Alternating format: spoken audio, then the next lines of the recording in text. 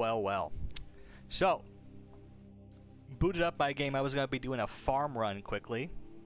And then Jagex bestowed these rewards, this post today. I'm really excited about this. This is interesting. I'm very, generally speaking, I actually kind of like the quests in RuneScape. Maybe that makes me a bit weird. I'm just not, I like actually the narrative, the lore, the actually getting to solve some of the puzzles and stuff. It's kind of fun. I know not everybody does, but generally I do like it, so I'm excited. And then the new rewards, I'm always excited towards new rewards. It kind of makes a bunch of stuff. Just gives a lot of stuff to look forward to, so I'm kind of excited about this. Usually, though, when I make a video, I've been getting into the habit of trying to, like, look at the whole post prior, get my thoughts kind of collected about it, do some calculations or something like that to get my thoughts in order. I did that for a little bit, then just said, fuck it, I'm just gonna we're gonna do it live. Because I'm just lazy, and also I don't really want to do that right now. So we're gonna go through it, the whole post, and then we're gonna kind of deliberate, talk about it, think about it, see exactly if this shit is good, bad, whatever. Just kind of thoughts, just stream of consciousness, I have Gearscape pulled up. I don't know if you guys know what Gearscape is. It's kind of a DPS calculator, but it's really sick. It's got some great tools in it that the OSRS wiki calculator doesn't have, or the spreadsheet one doesn't have. So this is pretty cool. So we'll use this, and then we'll play around with some stuff and kind of get some ideas in our head about how stuff is going to work. Anyways, let's get through it.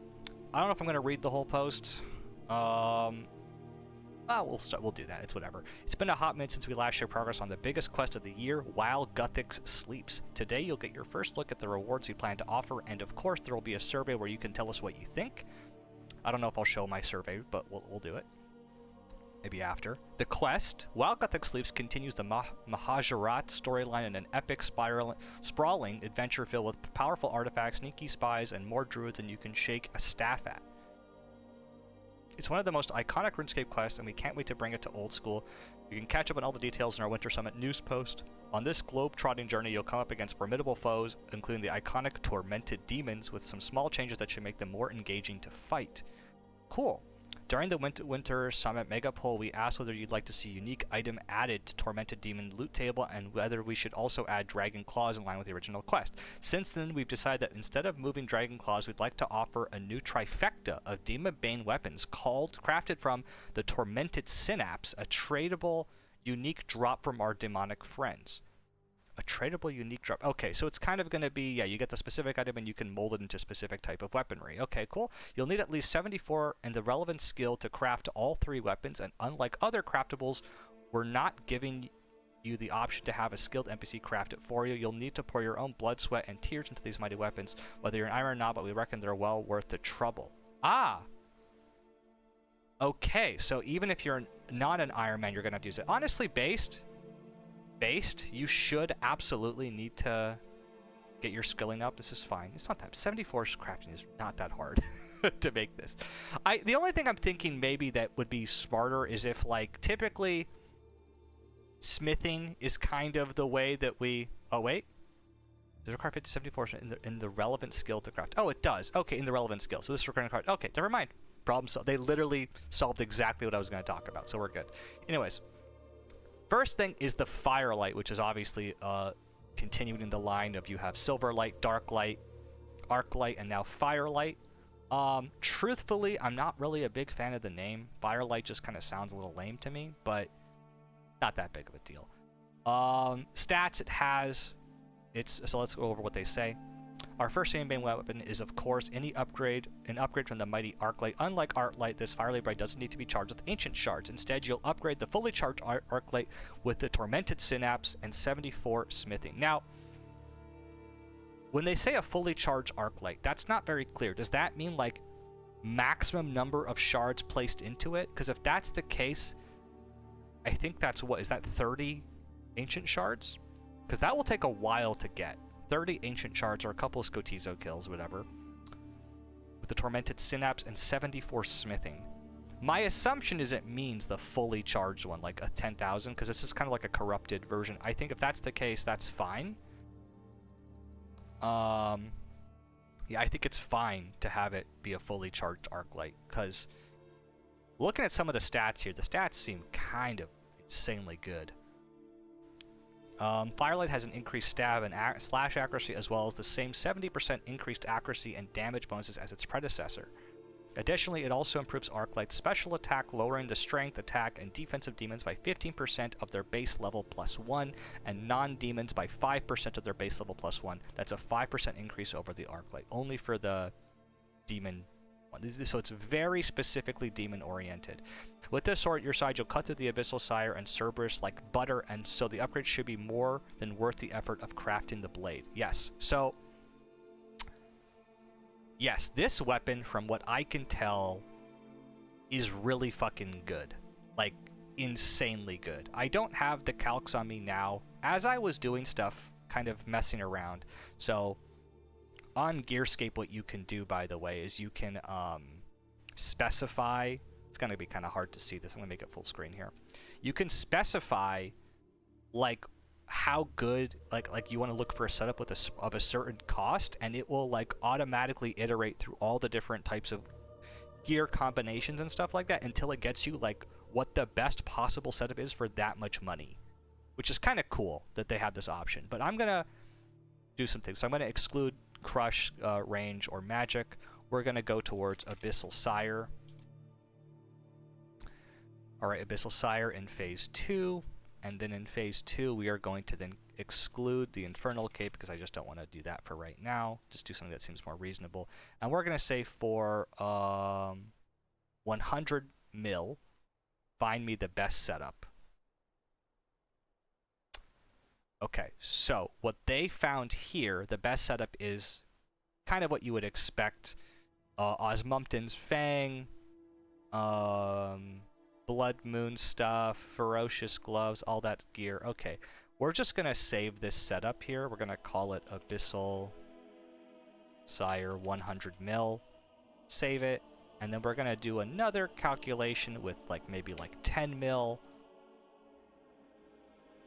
Okay, it's got the Arclight on it. So this is going to be Abyssal Sire 10 mil. And I'm going to save these for comparison later. And then we're going to do another one that's like maybe like 500 mil. Oh, wow. It's offering to put on mixed hide. Okay. Abyssal Sire 500 mil. And then we're going to do one more. Let's do like just like, we'll do Abyss setup. So exclude. We're going to, can I take these off? Yeah, you right click them. Let's do like, I don't know, like whatever, 100 bill setup. See if it can find something for us. Yeah, it's full Torva with Scythe, basically. Who would have fucking guessed? Abyssal Sire bit. Okay, so it turns out, unfortunately, after 8 minutes into recording, I was at 26 minutes. My mic muted for some reason. I don't know why it muted. So I went in and I unmuted it, but I'm going to have to go ahead and re-record quite a bit, unfortunately. But that's okay. Where we ended was, where I was ending before the audio cut out was where we're talking about how if you look at, I was looking at BIS and all the different setups for Abyssal Sire, but I'm just going to go and explain basically everything I went through over that time. A couple of things of interest that are important to note. What Gearscape is showing here is a bunch of different setups of different types. And what I've done here is I basically have all the different setups I was doing earlier in Gearscape and calculating and recording. I've added them all here, and we can see how much DPS they're doing against something like Abyssal Sire on phase 2. A couple of things to note, though, about this. I am assuming that we're using like an Arclight spec and we're not using a Dragon Warhammer. I feel like that makes it a little bit more fair for the comparison.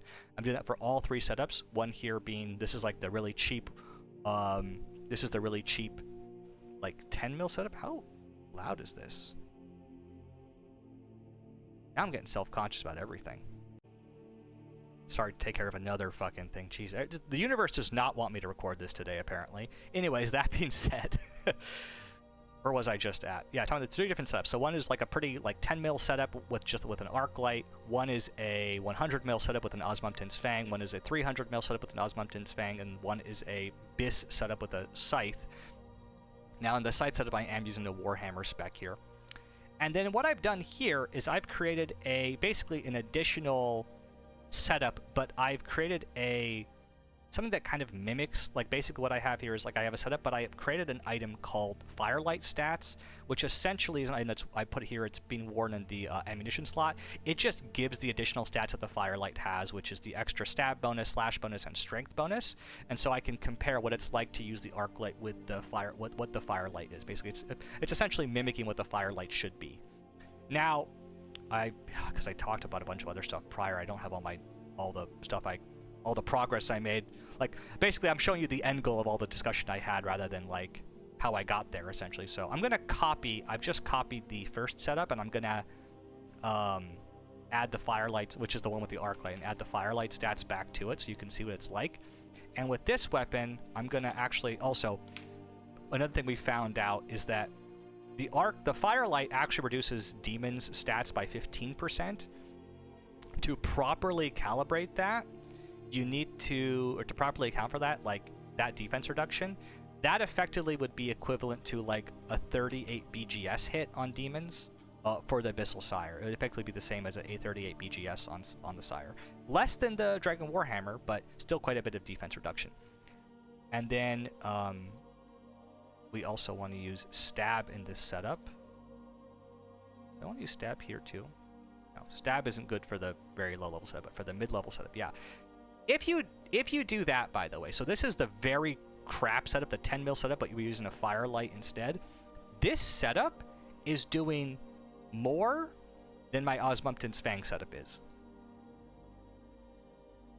The 100 mil Osmumpton's Fang setup, which is just insane to consider. Like, this weapon by itself, added to the very crap low level setup, is just insanely powerful. Like we're talking about almost a 25% increase in DPS.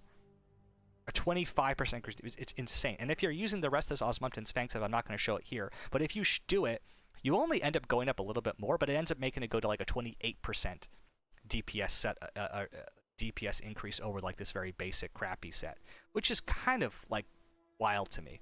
So then I started looking at, okay, well, what happens if I put on like Biss with the Scythe and then I use like a Warhammer spec? Okay, if I use Biss with the Scythe and I'll use a Warhammer setup, I'm getting around 11.5 mil on Sire, which is pretty insane, pretty nice. But then what happens if you use the Firelight with a Warhammer? I'm assuming if it's Bishop, you're going to have a Warhammer. If you do that, the Firelight on stab with a Warhammer spec that lands successfully, which is compared to the Scythe, is going to do more damage than the Scythe per second. This is a 100 mil, this is a 1 bill setup with full Torva, Slayer Helm, Torment, Amulet of Torture, Prims, Ferocious Gloves, Infernal Cape. Like, this is like a full setup, with it, but the only difference is it has an Ultor ring instead of a Bellator, which ends up being doing a Bellator, an Ultor ring with stab on ends up being more effective than using a Bellator with slash on aggressive. And this setup is almost 12 DPS per second. It's fucking nuts. Now this leads us to a very important question. Should the Firelight, or this specific weapon, be best in slot against Abyssal Sire over the Scythe? That's a really good question to ask. I don't know. That's up for us to discuss. I think it's a bit strong. If you want my honest opinion, that, like everything else about the Firelight seems like it's already on the strong side. In my honest opinion, it's a pretty big increase in DPS. But then again, everybody fucking hates Abyssal Sire, so I'm kind of like, the faster I kill Sire, the better. I don't give a shit. But this does kind of seem to verge on the side of being a little bit too strong. Now, I think there's room for debate here.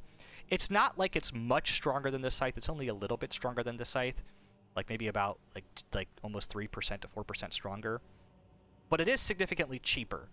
And setups of comparable amounts of money in the current game don't get close to this amount at all. So effectively, we're making Abyssal Sire much cheaper to farm at the highest level, which, I mean, like, honestly, at the end of the day, like, you have to remember, who the fuck cares? It's Abyssal Sire. It's not the endgame boss and stuff, and that's fine. But I think it brings up an interesting question as to, like, what do we think is best? Do you think it's better to have this kind of be the case, that this weapon is the best? This weapon is the best against Abyssal Sire in almost all contexts? I don't know. It's up to y'all to be concerned about that, to think about how you feel about that. I can see an argument either way. I mean, if you think about the other weapons in the game that have like a specific typing and are good against certain monsters, like something like any of the Dragonbane weaponry, the Dragon Hunter Lance is not the best piece of gear against Ulm. The Scythe is the best piece of gear against Ulm, if for melee. But the Dragon Hunter Lance is pretty fucking good against Ulm prior to that. It's like the second best in slot thing. So to make this kind of more in line, it might make sense to have the Firelight be second best. And also another factor to consider is like this is a Grandmaster quest reward. So people are like, it should be very powerful, and I kind of agree with that.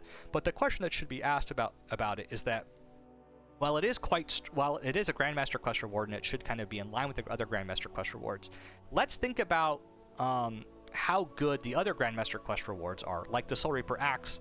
The Soul Reaper Axe is insanely powerful as well, but it's not stronger than the Scythe.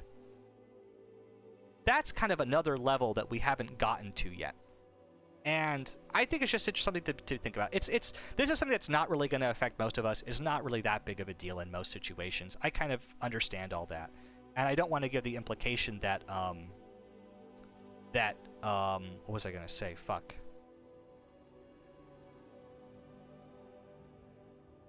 I'm not exactly, like this, to be basically, I'm just a little bit mixed about it. I think it probably can be a little bit tuned down. It's already like really strong. I don't know if it needs to be this much stronger or this good, or if it should be better than the Scythe. Personally, I tend to be of the opinion that the raid reward should probably be the best in the game, but that these weapons and stuff like that from Grandmaster Quest can be like pretty close to it. I have no problem with it being really strong, but probably maybe a little bit weaker is more how I feel about it. That being said, but then some people might be of the opinion of like, you know what, who cares? Let's change the meta up a little bit.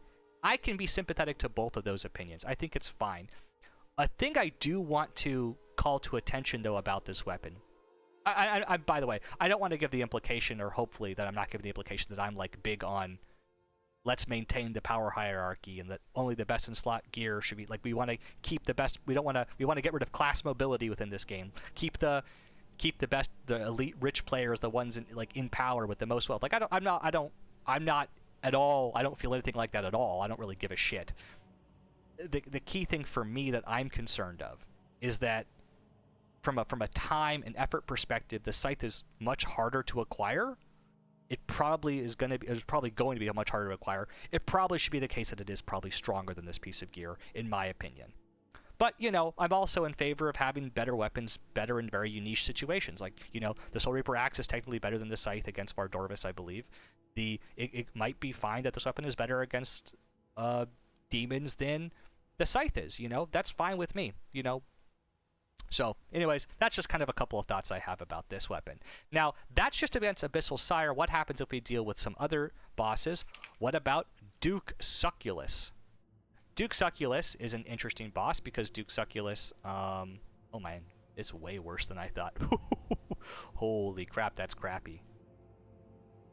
Is it really that bad? Well, maybe it's because we're using we're using stab against Duke Succulus. Don't use stab against Duke Succulus, use slash. Oh, that's because we're using Osmumten's Fang here. So yeah, ignore these setups. Now that we're on Duke Succulus, these setups with the Osmumten's Fang are not really appropriate. You don't really use the Osmumten's Fang against Duke Succulus. But against Duke now, let's compare really crappy setup. And that same setup with the Firelight. Okay, so looking now at Duke Succulus. Actually, it's going to be more than that, isn't it? I need to look at a proper defense reduction with the Firelight. So 275 times 0.85 is 15% less. 233. So it needs to be about a 41 BGS spec, approximately. Okay. All right. So looking at Duke Succulus, this calculator, by the way, does properly account for the 30% extra increased resistance that Duke has to Demon Bane weapons. So I think these calculators are they accurate or are they incorrect? No, I'm sorry. I think these calculators are incorrect ultimately. I think they are treating Duke as if, because if I go to another demon, like let's say I go to like an Abyssal Demon. Oh, are they not? Are they accurate? 56. How do I calculate this? X times 1.7 is for normal demons. Duke should be 1.7 times 1.3? 1.7 times 0.7? How does it work? I know that technically it's, I think the math ends up working where it's supposed to be around 1.5 for Duke is the DPS increase, like overall, versus, or like for the damage increase is like 1.5 instead of 70% increased damage. It's like effectively 50% increase for Duke versus, like for Duke, Succulus has a, so, talk about a lot of things here for those of you that don't know. I think Duke Succulus is technically a demon, but has a slight resistance to Demon Bane.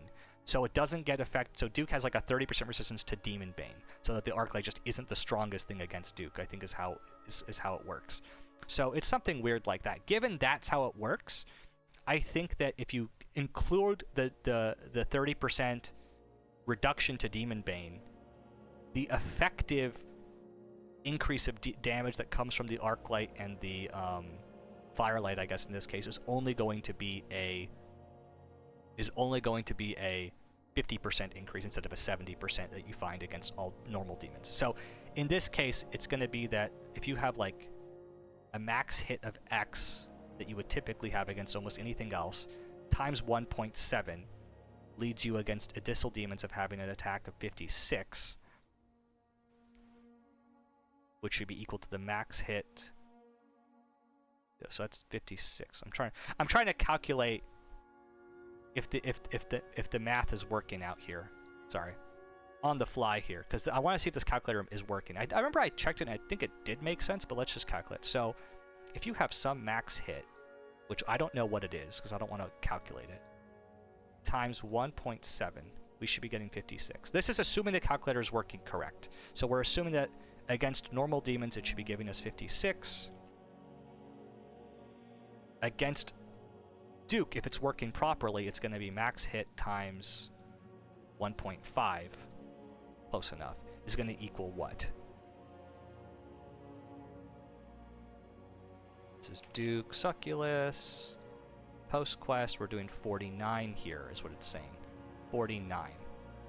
And so, theoretically, what should the max hit be in this situation? 56 divided by 1.7.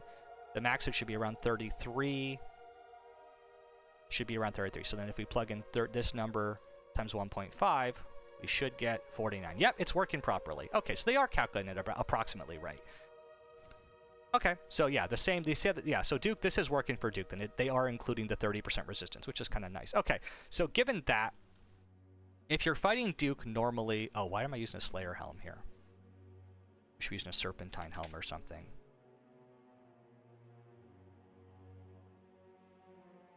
Yeah, we don't know if we're on Slayer task against Duke here. And then let's actually do some more calculator setups here. So if I'm fighting Duke Succulus post-quest, and I'm going to do, let's say, one Arclight spec against Duke, which seems more appropriate. Find me a setup for 10 mil.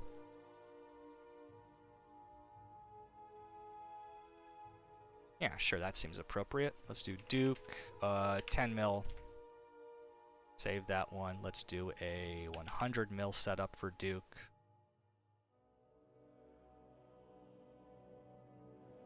Okay, this is going to be 100 mil.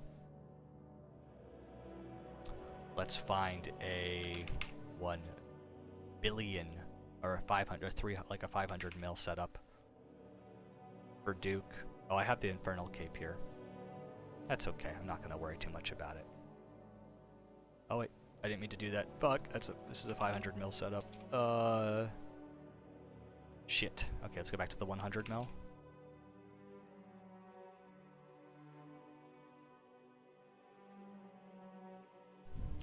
I'm surprised that the Blade of Salador isn't here, by the way. And then we have like a 20 bill setup. What's the 20 bill setup gonna be? Who would have guessed? Oh yeah, and this one's gonna actually be a Warhammer as well, because we're gonna use a Warhammer for the BIS setup. Yeah, this is BIS. Save it. Let's go here. Let's remove all these, and then let's. Oh wait. Setup. New setup.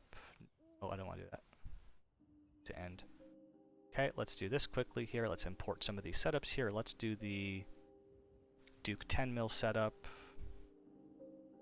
For this one, let's do the Duke 100 mil setup.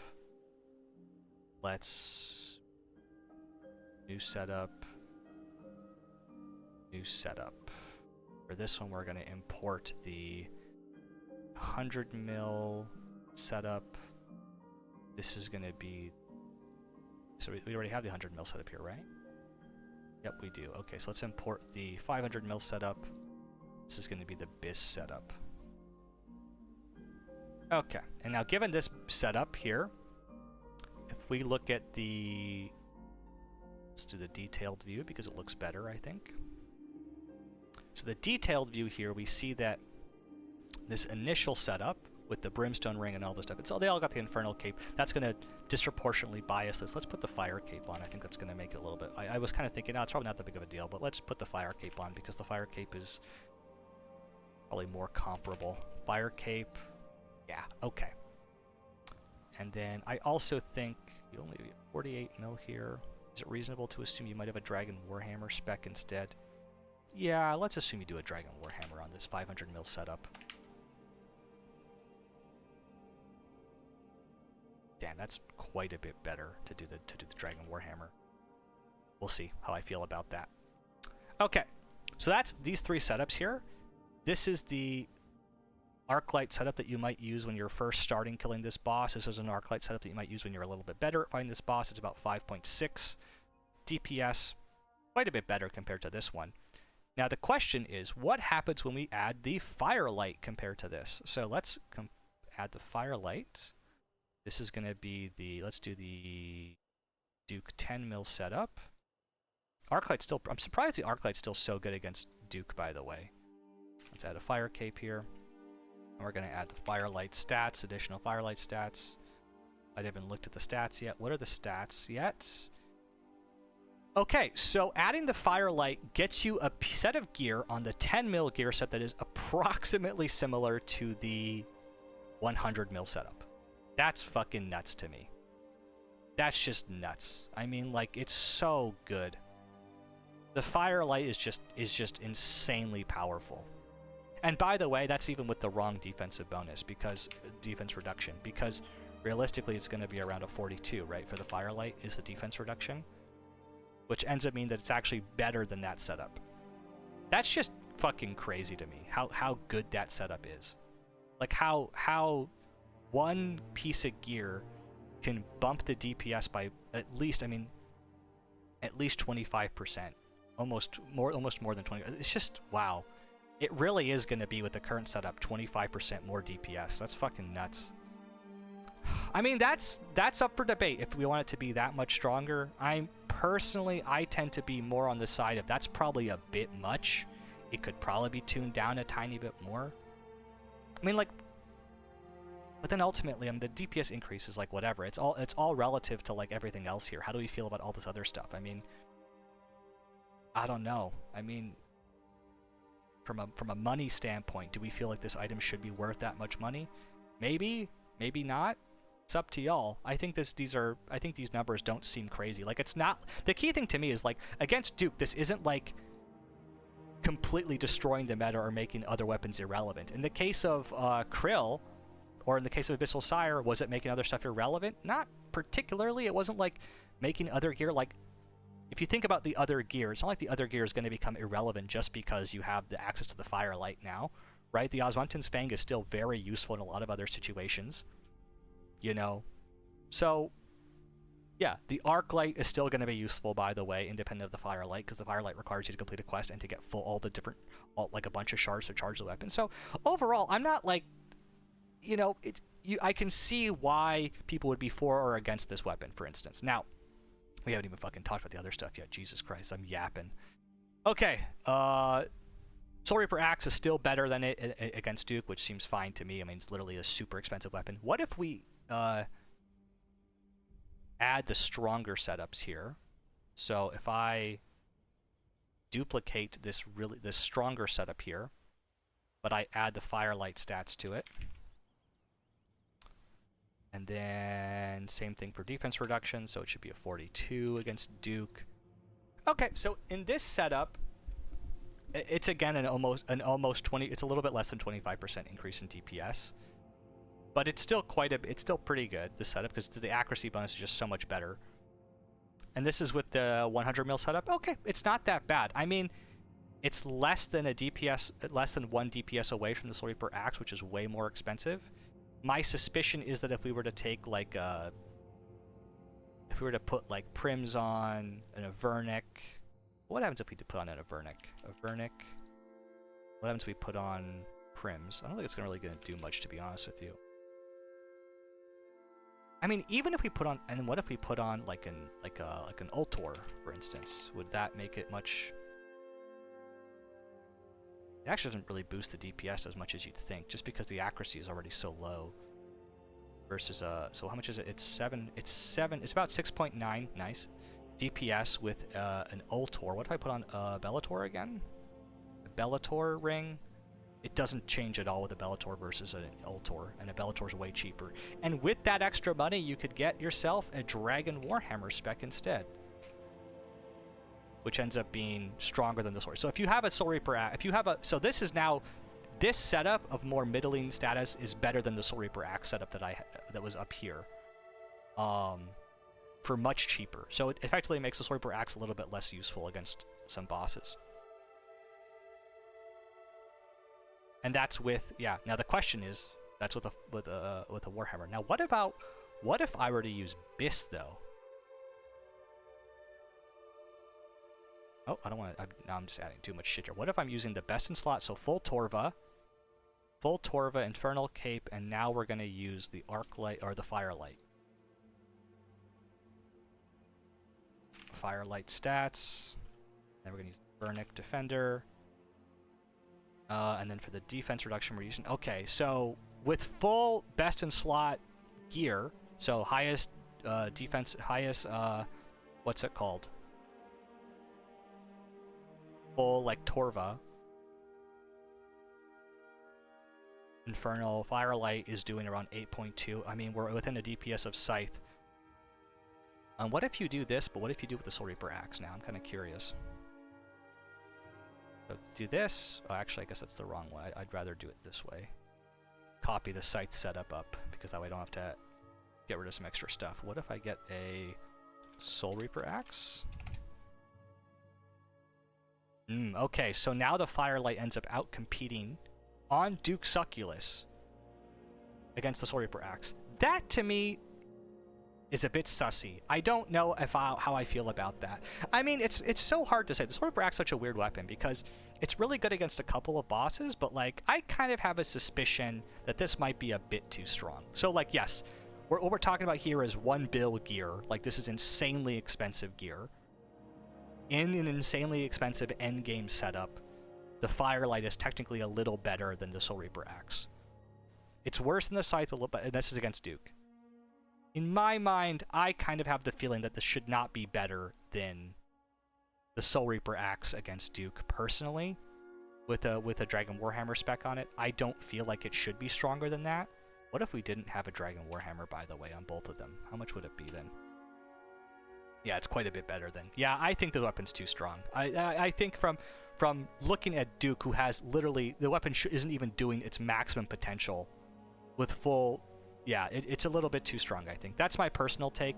Part of that comes from the fact that as we... And the other thing about this that makes this a little bit more insidious, as we add more melee strength boosting gear, the Firelight is going to be more disproportionately impacted by that compared to the other gear in the game. And that's simply because if you think about it, like the weapon is getting a multiplicative bonus on every single strength bonus being added. Like the weapon's getting, like every strength bonus you add to the Firelight is not, against demons, is not just a 1 strength bonus. It is 1.7 strength bonus because you're getting 70% extra strength bonus. It just ends up being like way too good. So personally, I'm gonna say it's probably a little bit too strong. And this is endgame, and even prior to endgame, it's already pretty good. Like outside of the endgame setup, it's still pretty strong. Outside the endgame setup, it's still really strong. It doesn't need to be this strong, in my opinion. That's kind of my personal take. Maybe people will disagree with me, and that you're free to do so. Yeah. What about Krill? I haven't looked at Krill Sutzeroth. I mean, it's going to probably be the same exact pattern that we can expect here. I mean, yeah, Krill Sutzeroth's case. Oh, the 6 DPS is best. Oh! Against Krill...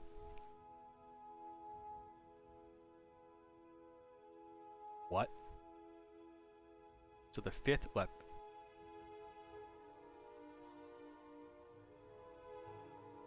Wait, what? Wait a second here.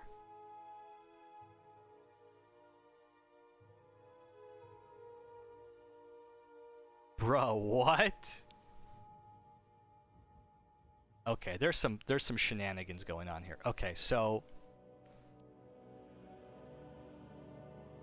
according to the Krill Sutzeroth calculations here, this is a setup against Duke, and Krill are going to be of equal, like whatever's strongest against Duke is going to be the same as what's strongest against Krill, I think. In this setup, with this configuration of gear, theoretically the Scythe is not even like 0.1% DPS stronger than using Firelight. And the worst part is, this setup here, this is with a Warhammer, by the way, with much worse gear, is equivalent. Okay, I think the Firelight's too fucking good. It's a little bit too strong. Best in slot melee gear, like this is significantly stronger gear. I mean, people might say like, well, yeah, but you're not using the weapon that's intended to kill like a demon. Like a demon blade weapon should be strong, but like that's just a bit much in my mind. That's way too good. Way too good. I mean, holy cow. How is this not stronger? Is it really just the Warhammer is what fucks it up? Like if I just do one Arclight spec, Jesus Christ, man. If I do one Dragon Warhammer spec, on Krill and land it, which is hard to do, then the Firelight setup is like significantly stronger than the Scythe. That's just too much. All right, we got Jagex, you're doing too fucking much. This is like also almost like 10% stronger. Like that's crazy. Like it shouldn't be that much stronger compared to, I mean, you know, we'll open it up to y'all. You guys get to decide. What do you think? Do you think the Firelight should be this strong? I tend to be on the side of it probably shouldn't be that strong. This is probably a bit nuts to me. But, you know, you're free to have your own opinion about it. Okay. I didn't even check things like Cerberus, but it will be better against Cerberus for sure. It will be the best in slot thing for Cerberus. Guaranteed at this point. Okay. That's pretty much it. There's not really much else to talk about with it. I think it's a bit too strong. Scorching Bow. What's the Scorching Bow do? Scorching Bow is next weapon. This next weapon will let fiery arrows fly from afar with 74 fletching and tormented synapse. You'll be able to craft this new composite bow with 124 range accuracy and 40 ranged strength. Okay. With great power comes even more power, as the Scorching Bow offers 30% increased accuracy and damage against demons. It also has a nasty special attack, which binds your enemy for 5 ticks while dealing 1 bonus damage. And if they're a demon, it binds them for 20 ticks, increasing the bonus damage to 5.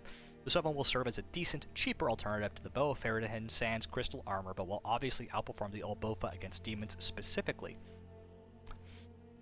Okay, so it's has a special attack that will bind the enemy and bind 20 ticks against demons. This is gonna be like really good for Krill to Sutzeroth. If you want to do like solo Krill Sutzeroth, which I think might be their intention here, because like, so if you don't know how to do Krill solo, most people do Krill solo. There's 2 ways you can do it to fight Krill Tsutsura solo. You either go in there with an arc light, best tank gear you have, like full carols, and just spam the shit out of the boss and pray you get like 1 kill. That's Krill solo. Or you can do like a 5-0 or like 6-0 or 7 or 8-0 method where you like basically sprint around the room with a Bofa and don't get hit by Krill. It's actually a really fun method once you learn it. It's kind of cool.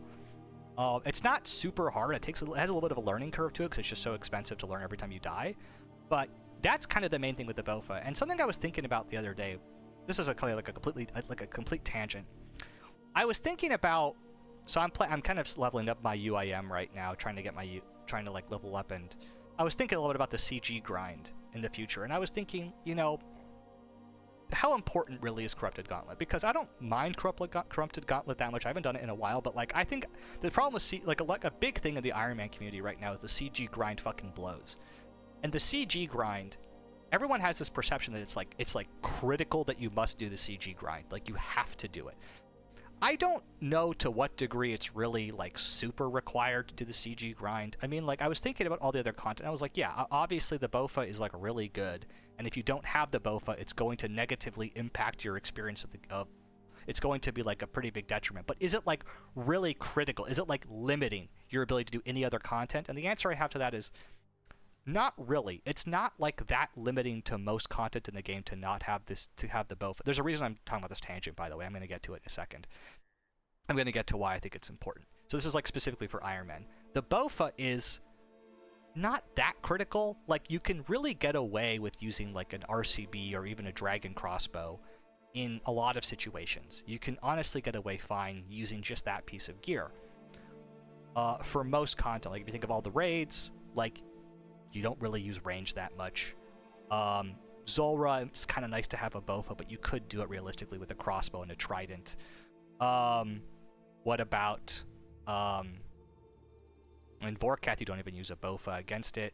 Against Muspa, you can use mostly a crossbow, and in fact, in many cases, you want to use the crossbow because you want the Sapphire Bolts, right? To be able to get the prayer off. There's like a lot of situations that where, I mean, I'm giving very isolated examples here, but like realistically, there really just isn't a lot of situations where you need a Bofa where a crossbow wouldn't work, except for one thing that I thought of, which is God Wars Dungeon. Solo God Wars Dungeon on Zami. Zami is especially brutal, or Krill is especially brutal without a Bofa. Like, you don't really need a Bofa for Krill. You could use a crossbow, but the problem with Krill versus the other God Wars Dungeon bosses is the others God Wars Dungeon bosses, you can use Bones to Peaches tablets on the bones of the enemies to get a lot of health that way. You also get the Blood Barrage, which you could do after as well, or it depends on how you want to do it. I don't know exactly what the meta is for Iron Man, if you use Standard Spellbook or if you use Ancient Spellbook. But for Krill, I mean, you can really limit when you do like the solo like 5-0, 6-0, whatever methods, you can really extend the length of time you're at these trips. But without a Bofa, it's pretty like you definitely do slow down your kills per hour massively if you're forced to use a crossbow, is my understanding. You like it goes from being like 8 or 9 kills per trip when you're first starting with a Bofa to like with using a crossbow like 5, maybe 6, you know, because you really take a lot more staminas with you. And the reason you have to kill Krill is to get a Zami Hosta to go do TOA, to get an Osmumten's Fang. And you don't technically need the Zami Hosta to do TOA, but like, because like the equivalent piece of gear you could use is like a Abyssal Dagger, but Sire is cringe as fuck. Nobody wants to kill Sire. Sire sucks ass. And Sire without an Osmumten's Fang fucking sucks. Well, with a Firelight, it will be better now. But I was thinking, like, yeah, you kind of have to bite the bullet on that one. Like, you might not need the Bofa. Like, you don't really need the Bofa for TOA. Like, it does help to have the Bofa a lot for TOA because Wardens P2 take damage based off the accuracy bonus, and the Bofa gives you a huge accuracy bonus, which makes it really good for Wardens. But, like, you don't really need the... And, like, it's kind of nice for Zebek, but you don't really need it. Like, Bofa's kind of nice for TOA, but you can get away with a crossbow if you have an Osmumten's Fang for TOA, because not having an Osmumten's Fang for TOA fucking sucks. For Baba, for Kefri, it fucking blows, and you're trying to push anything above, like, 200 raid invo. And... sorry, not having a semi-decent stab weapon fucking blows for TOA. So... And you kind of need a Bofa to get the good stab weapon, or you suffer through Sire until you get the Abyssal Dagger, which also sucks. So, I don't know. Like, given... The reason I'm getting all this whole tangent, which I've been fucking on for like 4 minutes... Jesus Christ. The whole thing about it that's important to understand is that there is justifiable reason to... Like getting the Bofa is kind of necessary. You do kind of have to go through the CG to get the Zemi Hasta, which kind of sucks. This, however, might cause you to have to avoid getting it, because the Bofa was mainly really important, I think, for, like, Krill to get the Zami Hasta. Maybe this interpretation, by the way, is completely out of line. I think this is the way I personally feel about the game. So this makes it so that you can actually kind of avoid needing to go get the Bofa if you want to kill Krill. You could basically use this to kill these guys, to kill Duke, to get Krill. It's not as hard anymore, and you can get yourself a Zami Host a little bit earlier on your account. You don't need to get the Bofa. Bofa still would be is still a good thing to get. I'm not saying you shouldn't get it or it's worthless. It's a very, very good piece of gear, but it's not as critical. But like you could make TOA work if you're using a crossbow, I think, like, honestly. And even with an Osmumten's Fang, you can make it work. But now, but the second you want to get the piece of gear necessary to get the Osmumten's Fang, which is a Zami Hasta, I think, is in my opinion, you had to use a Bofa to kill Krill, in my opinion, or else it just fucking sucks. Maybe, I don't know, maybe I have a different... Maybe some people are like, actually, no, I'll just suffer through Krill using an Arc Light. I don't give a fuck. I think it's really cringe to do that, and I think a crossbow against Krill also really sucks. Anything lower than a Bofa really sucks against Krill. In fact, I would say anything lower than a Bofa really sucks in most of the solo God Wars Dungeon bosses, but that's... Some people have different opinions on that. But this might replace that need, so it's just pretty cool. So, what the weapon does, basically the same range accuracy as a Bofa, I think. Where's the bow? Fair to Hinden. Okay, so almost the same level of range accuracy. A little bit lower. 30% increased accuracy and damage against demons. Okay, so the key thing here is I don't actually think this is technically more accuracy, because I think that the Bofa with full crystal armor, it's 30% more accuracy, so it's technically going to be more accurate to use the Bofa against these bosses, but we'll see. There's also the 30% increase to range strength. I think it's going to be that much. 52? That ends up being an extra 3 max hits? That's not, like, that amazing. I mean, 52 range strength is kind of low. I mean, relative, like, the Bofa... Okay, if you just put the Bofa on with no... Like, with no fucking... crystal armor at all. I mean, like, think about it.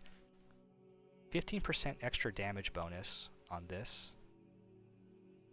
Oh, am I a fucking dumbass? Is this because you're not using arrows at all?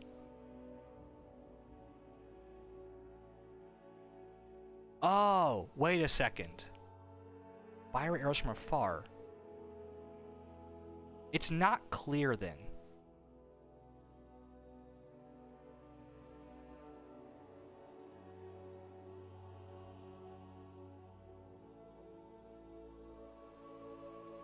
Now I'm confused. Is this an additional is this like... I don't think it's charged. New composite bow. Maybe it isn't charged and you actually have to use, like, arrows with it. If that's the case, if that is the case, that changes how I feel about this massively. How much are rune arrows? 49. Doing here 49 plus 40 is going to be 89. Wow, good math. 49 89 times 1.3 is 115 range strength bonus. Well, it's not range strength bonus. It's not just range strength bonus. It's 30% increased damage against them, which is a very different amount. 30% increased accuracy. Okay, well the accuracy then.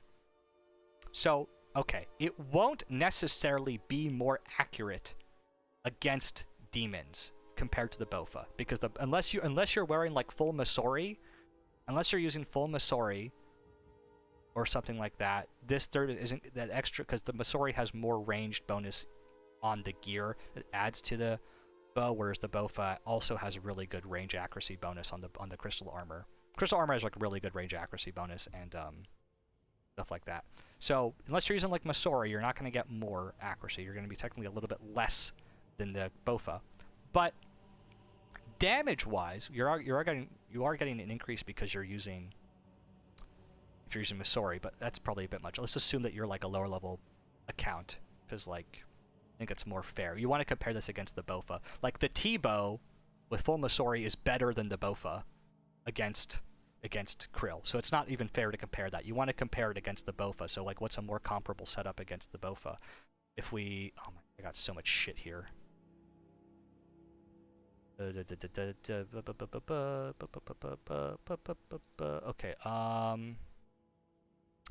oh god, crystal,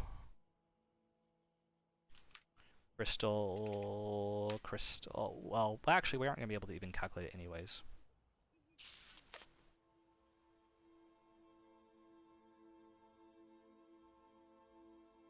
No, I'm not gonna do that, because I'm getting kind of tired right now. I spent all my time talking about the fucking firelight. This is gonna be a long ass video anyways. So 40 strength, 89 range strength. What's the max hit gonna be if I do that? ORSRS max hit calc. I'm too lazy to. So if I go to this, max hits, range max hit, 99. We're not using the void set, we're using rapid, potion. Yeah, let's use bastion. Prayer, rigor. Let's assume your strength bonus is 89. 35 is your max hit. 35 times 1.3 is 45-ish. It's going to be rounded down, by the way. So 45 is your max hit. What about the Bofa, where you do... and that's, by the way, that's with the Anguish, too. The Anguish is 5. Oh, so it's actually going to be like more like 94. 36, then. And that's with rune arrows, by the way. This is with rune arrows. So 36... 36 times 1.3 is 46 damage. 46 damage is your max hit. What if I'm using... That's with rune arrows and the scorched bow. Okay. Maybe that's inappropriate because I'm using an anguish. Maybe you should be using... Maybe an anguish isn't appropriate. Yeah, I would say an anguish isn't appropriate. So was it 45? It's 45 then, without the anguish bonus. 45. Wait, I'm thinking now. I'm cooked, man. I'm fucking mentally cooked. We're going to do 91 because it's 89 with the Scorch Bow, Rune Arrows, and an Assembler, which I think is fair. I think an Assembler is a fair assumption to have. Assembler. It's not hard to get an Assembler. You should go to Vorkath and get one. If I do this, it's 35. Okay. And it ends up being 45.5 again is the max. 45.5. 45.5 gets rounded down, so it's 45 is the max hit again, even with an Assembler. Okay, good. Jesus Christ. Okay. Given all that, we're going to get Head, Crystal, Crystal.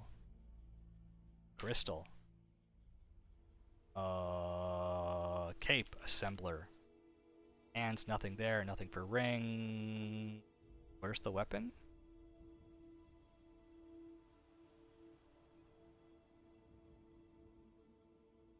Oh, weapon. Bow of Verdehinden. 44. Okay, it is one max hit more. With rune arrows. And like an assembler. And if you're using amethyst, if you're using... And accuracy-wise, it's like...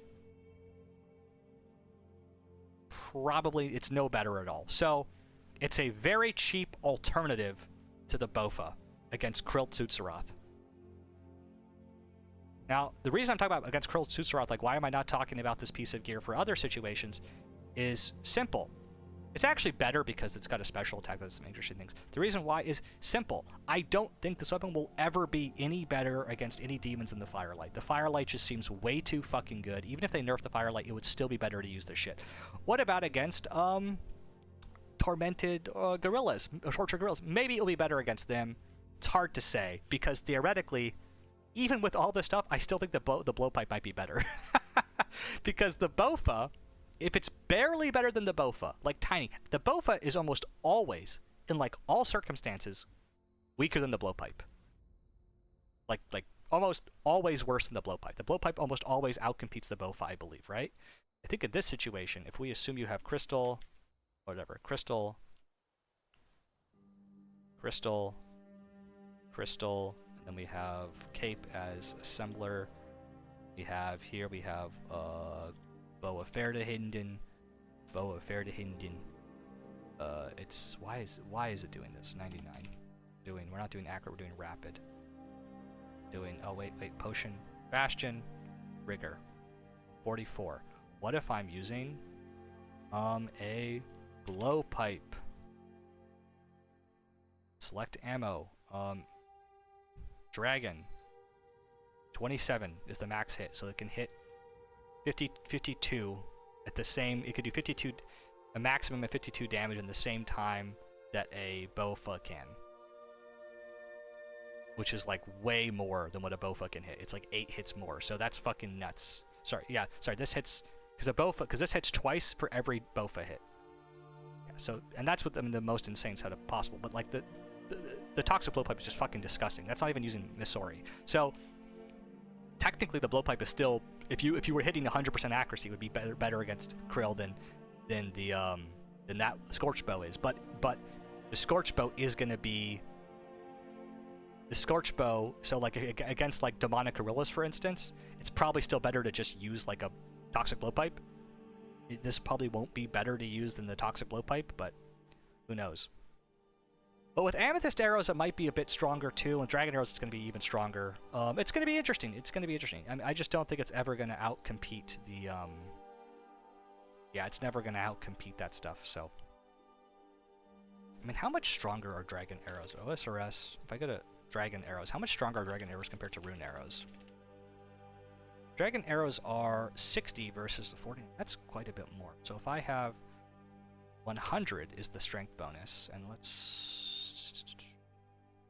So no head. All right, crystal heads, and then turn this to Bofa, because... Oh wait, no. Let's do nothing. None. Whatever. Restart the page. 100 is the range strength bonus. We're gonna do 99. Do rapid, and we're gonna do potion on Bastion Potion. Prayer, we're gonna do rigor. 37. Wait, what? Oh, and then times that by 1.3 times 37 is going to be 48s. Still worse than the Blowpipe with Dragon Arrows, and that's without Missouri or all the other bonuses and stuff. I'm also forgetting to include what happens if I do an Assembler. Okay, so an Assembler is going to make this even stronger. 38 times 1.3, 49 damage. Okay, that's not too bad. I mean, it's getting pretty good with that setup. That's pretty solid. Still worse than a Blowpipe, theoretically, but pretty solid. The Blowpipe, I think, is just too fucking good to not use. It's still gonna be too good. Even with, like, Rune Darts or whatever, it's still really fucking good. Plus, the other thing, but the thing that this has is it does have, actually, you know what? I've changed my mind.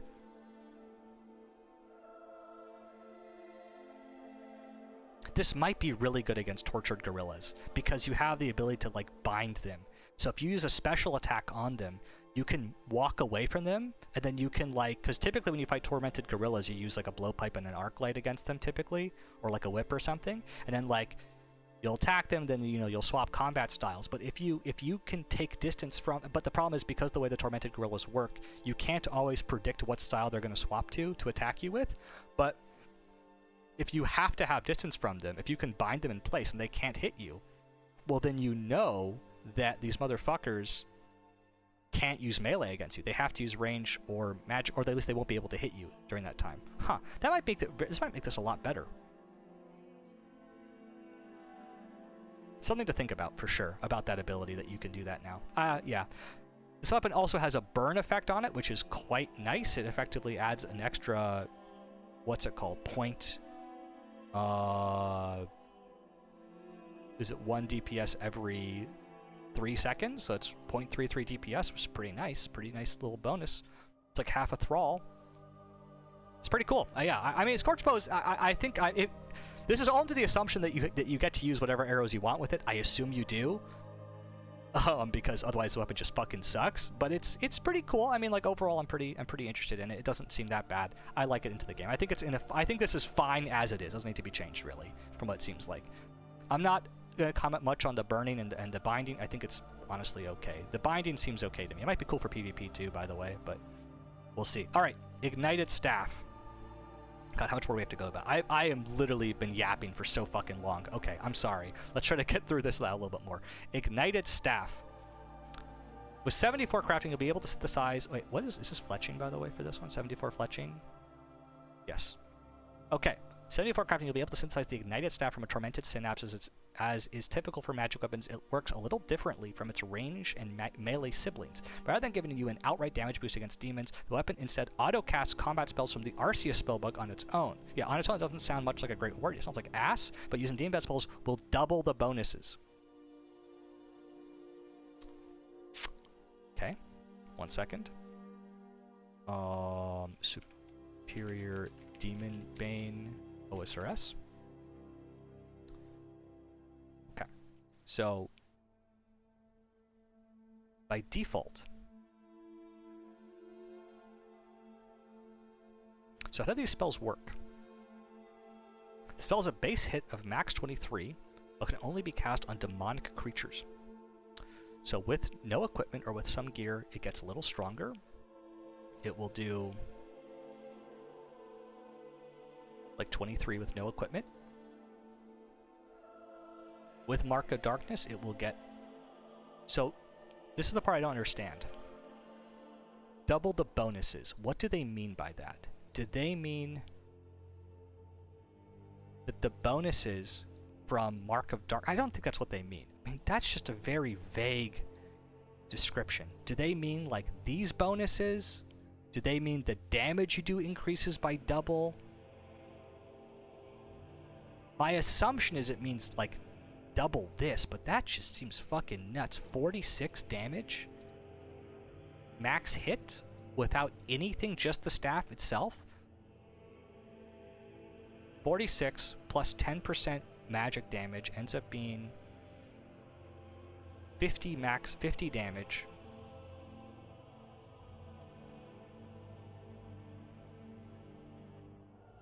I'm trying to think if that's really good or not. 50 damage, but it's a 5-tick weapon, so it's a little slower. So assuming 100% accuracy, which is obviously an insane assumption, it's never going to happen, but 50 damage divided by every 5 ticks, or sorry, divided by 2, is 25 damage on average, and divide that by every 5 ticks, which is 3 seconds, is 8 DPS. 8 DPS.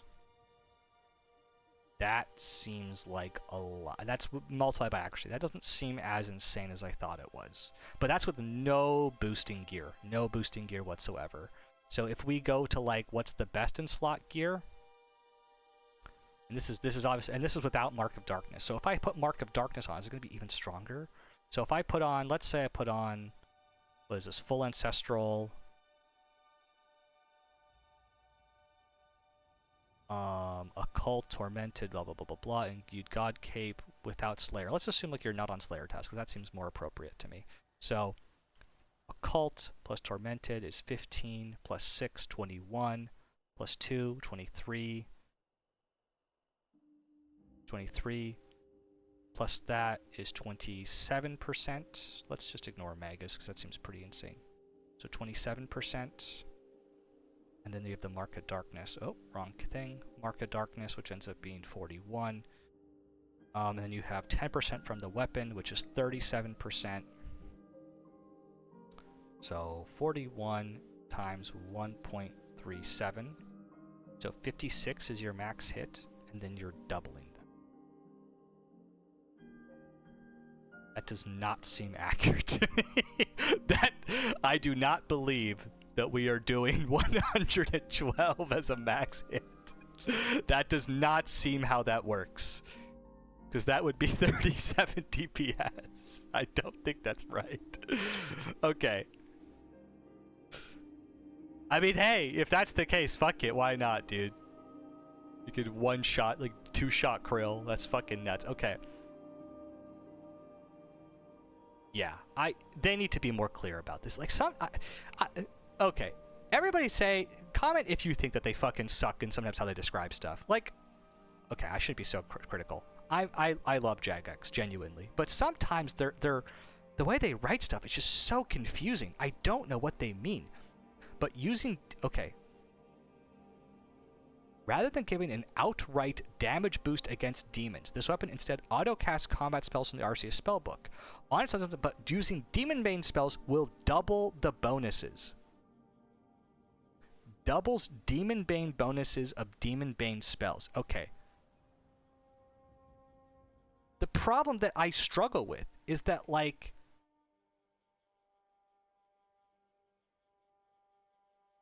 Demon Bane spells can... Oh, this isn't even the strongest one, by the way. Okay, yeah, it's definitely not the way. Slayer max hit is 60. What the fuck is this? Okay, yes. That's not... Why are people not using this against Krill Tsutsuroth if that's the case? Is it just ass? Like, or am I just insane? Like, I'm thinking that, no, you should be using this. 60 divided by 2... divided by... It's 10 DPS against Krill Tsutsuroth. Is this shit, like, bad, or is it really good? I don't know. Like, it's... I mean, I guess you have to use the RCS spellbook while you're fighting him, which kind of blows. But, like, holy fuck, this is insane how strong this seems to me. Okay, that being said...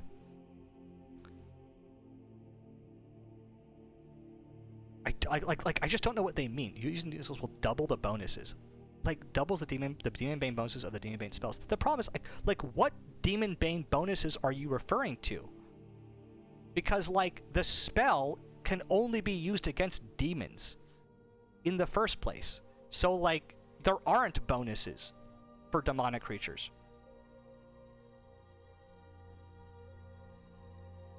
I guess here is what they mean. Demon tools will now have 20% accuracy bonus, increasing to 40% for demonic creatures under the effects of Mark of Darkness.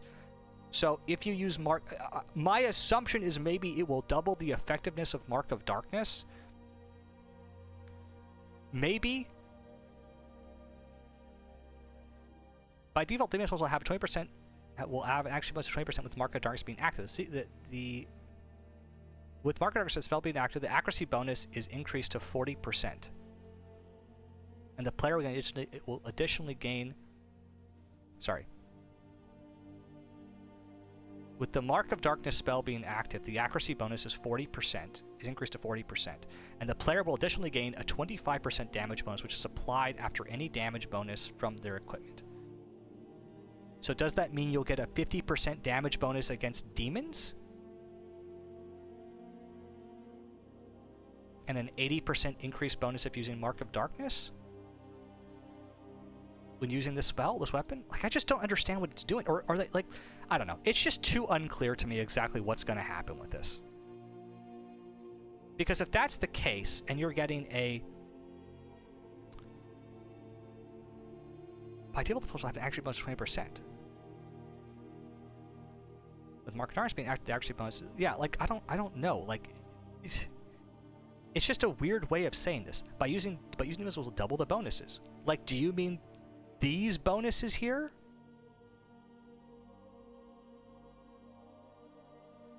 My guess is these Banes here. But that's not what it's saying. Doubles Demon Bane bonuses of Demon Bane spells. There aren't Demon Bane bonuses, though. Like, I don't get it. It doesn't make any sense to say that there is a Demon Bane bonus because it's literally only used against these monsters. Like, you can only use it against them. There isn't a bonus effect that comes on. It's just like, it doesn't make any sense. Like, what the hell are they talking about? By default, the Demon Bane spells have accuracy bonus of 20%. So I guess my assumption is against demonic creatures. So if you're using, my guess is what this means is it takes your default accuracy of mage attacks and increases it by 20% when using these spells, period. But I guess it's because it's against demons. With the Mark of Darkness spell being accurate, the accuracy bonus is increased to 40%. And the player will additionally gain a 25% damage bonus, which is applied after any damage bonus from their equipment. So you have the extra 25% damage bonus, which comes from additional on all the weapons that you use. So this is, I'm assuming, with the best gear available, you get 48% damage bonus. You get 48 damage. If you apply Mark of Darkness, an extra 25% of this is applied. With this weapon, though, is the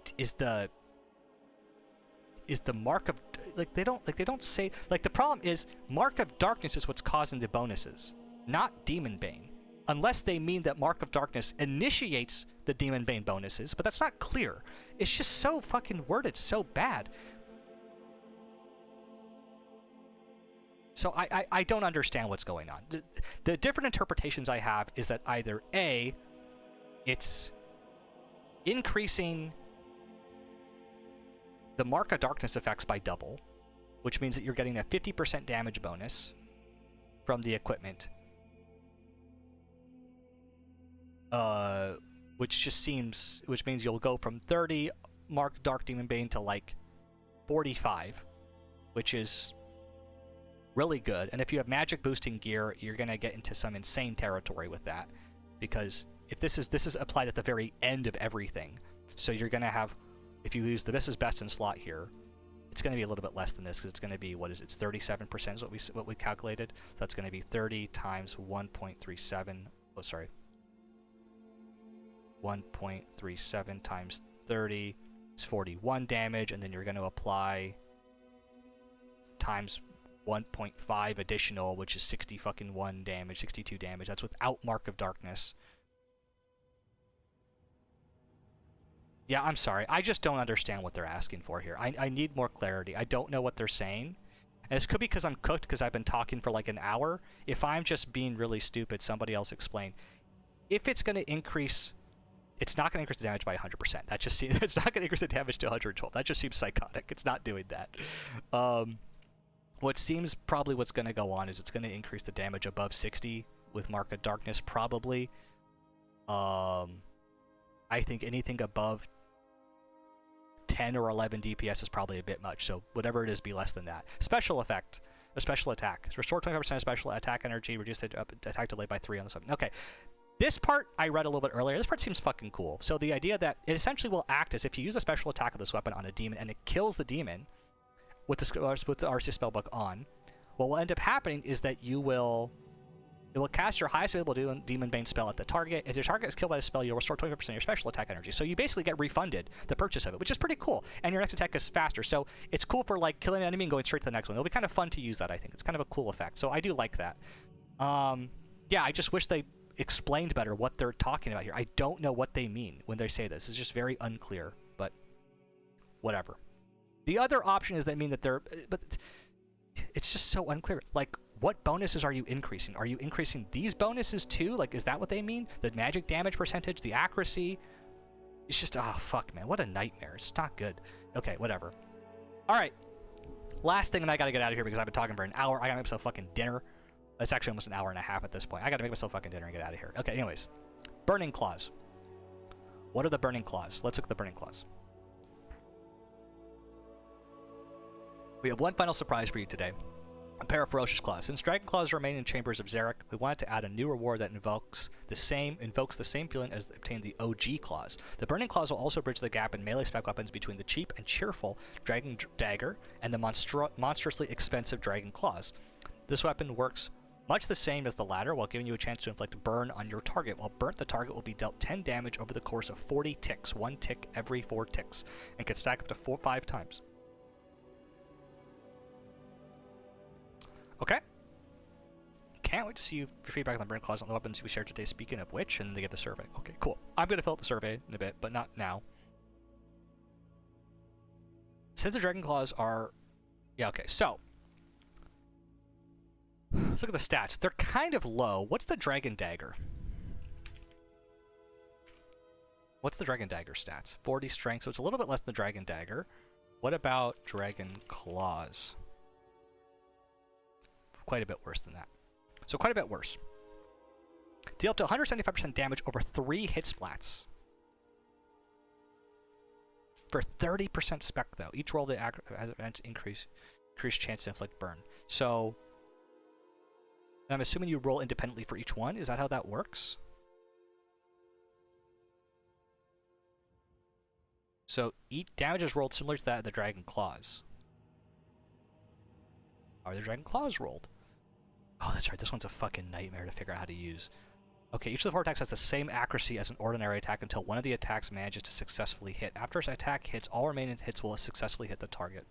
So you roll effectively 4 times. But the way it works is it's like effectively going to be 4-2-1-1, where the ratio of damage will be 1 hit less than your max hit, half of that hit, and then half of this one, half of that one. With, well, I think the last hit dealing 1 more damage than the third hit. Okay, I see. So, yeah. I see how it works. If the first clause, first reason, or your last hit successful between blah. Okay, so.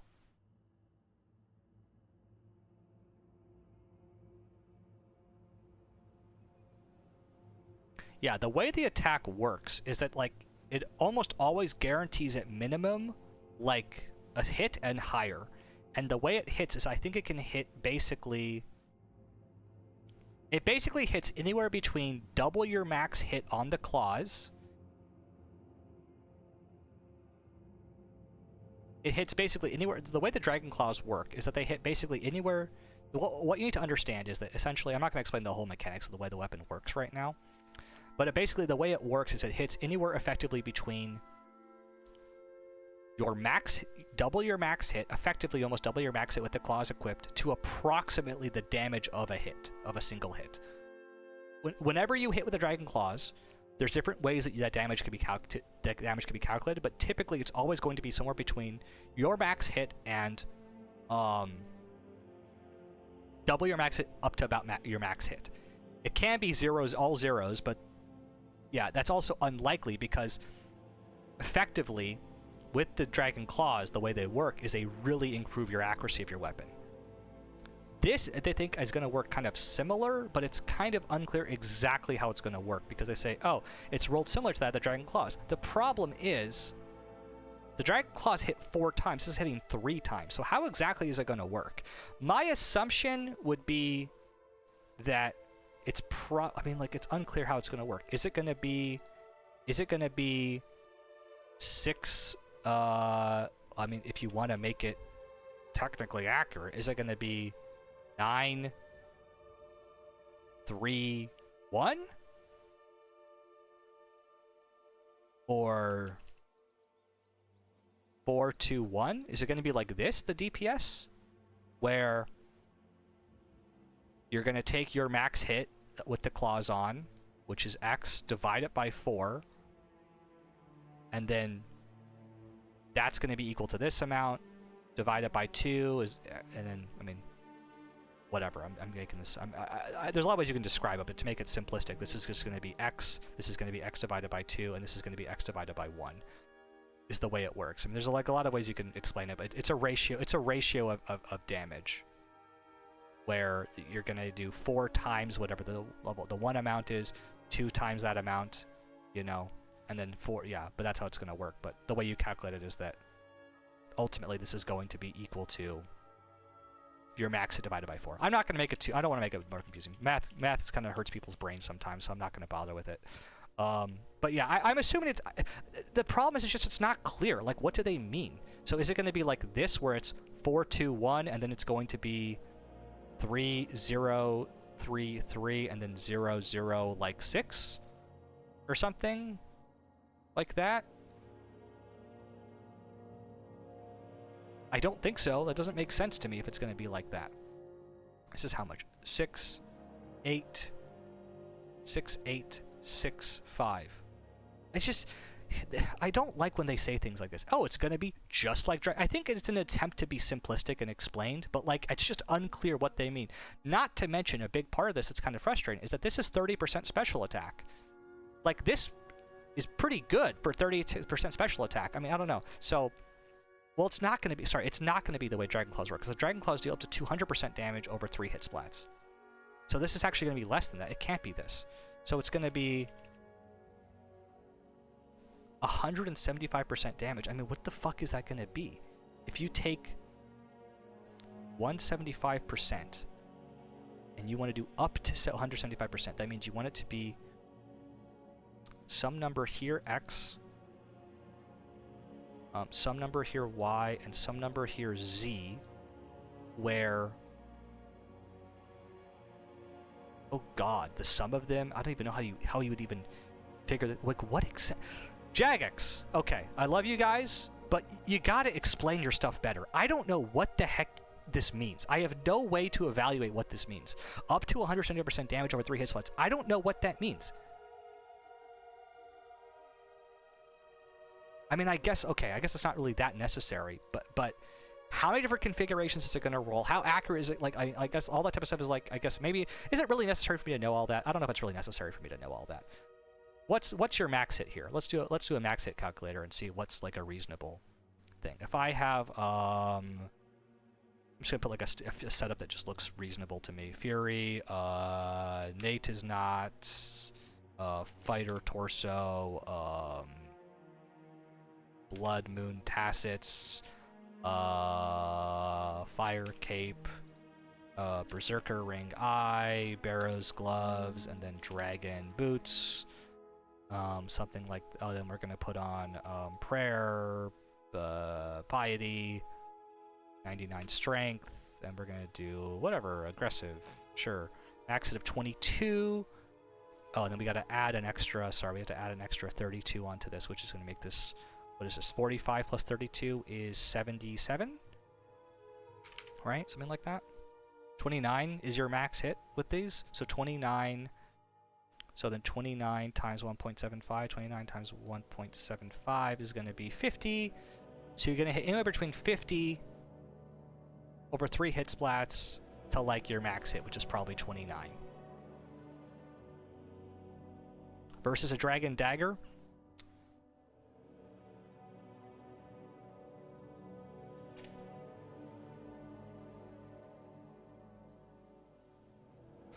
Or what's the Dragon Dagger gonna do?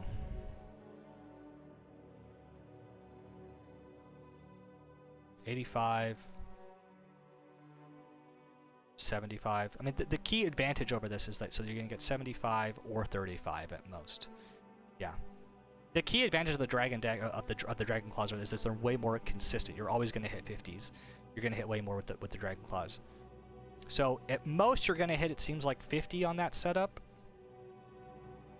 You're gonna hit 50s at max, or like at most, and then like you're gonna hit less consistently than 50s. Anywhere between 50 to 29. I put Chivalry on for that, right? Or Piety, right? So Piety. So 50%, 50 damage. I'm trying to think in my head right now how this is gonna work. So 50 damage on is the max. Assuming it works like Dragon Claws, which it probably won't, is it's gonna have 2 chances to hit. Are these all equal chances, by the way, to hit these?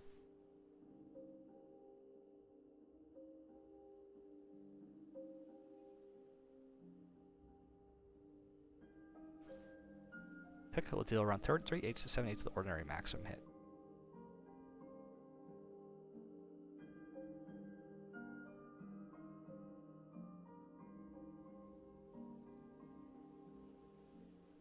That's so weird. Why would it hit between 3 8s to 7 8s of the maximum hit?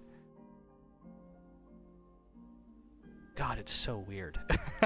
The Dragon Claws are just such a weird weapon. The way they end up working out is that they just do consistently high DPS. Like that's like every time you use them, they consistently seem to do a lot of damage. But they could theoretically roll different ways, which makes them kind of confusing. But basically, on average, they end up being worth it to use in a lot of situations. So that they basically end up because they essentially roll 4 times and every time you use them, they have a pretty high chance to like deal at minimum, the same amount of damage your normal hits would do. So they're basically like a proto Voidwaker because they're like a guaranteed hit. So that's what's nice about it, but they could do a lot more damage, which is kind of cool. This is kind of going to be also in between that realm as well. The thing about these weapons, though, is they also have a chance to hit burn, which is really nice. So burn is actually kind of cool. The burn will deal 10 damage over the course of 1 damage every 4 ticks, which is actually quite a bit, because that's like... How much extra DPS is that, essentially? So 1 divided by 2.4, right? That's almost like a thrall. That in and of itself is actually really good. Like the ability to just proc burn, highly proc burn is pretty nice. And you could proc it up to 3 times, right? Each time you roll it. That's fucking nuts. That's really, really good. I think that in and of itself is already like good enough. It's already really good. And then you have the extra 5.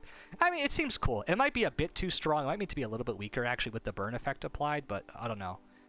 Okay, I don't really know exactly how this is going to work. They've stated, oh, it's going to work just like Dragon Claws, but like it obviously cannot because it is going to be 3 hit splats, and it's not doing the same damage. So I'm having a hard time at visualizing exactly how it's going to work. Okay, overall, I'm going to do the survey now. I'm going to kind of get off, but I've been doing this for a while. I'm tired.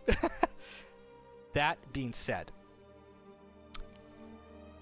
going over all this, Firelight seems a bit too strong. To summarize, Firelight seems a bit too strong. It probably could be a little bit weaker, but you could have debate about whether it should be a little bit weaker or not. Scorching Bow seems okay. I think overall it's fine. It can fit into that place of the Bofa to allow you to kill Krill. And it seems like an okay weapon overall. I mean, I don't have a problem with another weapon. It seems like it'll be useful in some situations. It's probably not going to be as useful as the Firelight, but whatever. Ignited Staff, I have no fucking clue how this weapon is going to work at all. It's kind of unclear. The special attack is cool. I like the special attack. It's a cool concept. I don't know at all how this is going to work, though. I just don't have any idea. They're like, oh, it doubles the bonuses. But, like, what bonuses are you referring to? The Mark of Darkness bonuses? Like, the concept of it doing something, it's like, oh, you're going to double the Demon Bane bonuses.